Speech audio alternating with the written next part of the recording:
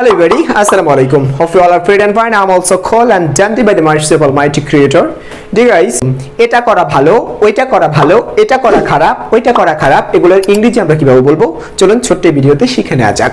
আমরা যদি বলতে চাই কোরআন তেলাওয়াত করা ভালো, it's good to recite the holy Quran.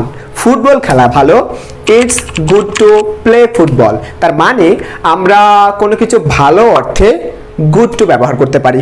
তারপর যদি বলি সিগারেট খাওয়া ঠিক নয়, তাহলে আমরা বলতে পারি it's bad to smoke, it's bad to smoke. যদি আমরা বলি যে বেশি কথা বলা ঠিক নয়, it's bad to talk too much, it's bad to talk too much, মানে বেশি কথা বলা ঠিক নয়। তো কোনো কিছু যদি ঠিক নয় অর্থে আমরা বলতে চাই, তাহলে আমরা ইউজ করতে পারি ব্যাড টু। তার মানে কোনো কিছু ভালো অর্থে গুড টু, আর কোনো কিছু করা ঠিক নয় অর্থে আমরা ব্যাড টু ইউজ করতে পারি। সো গুড টু এবং ব্যাড টু দিয়ে একটি করে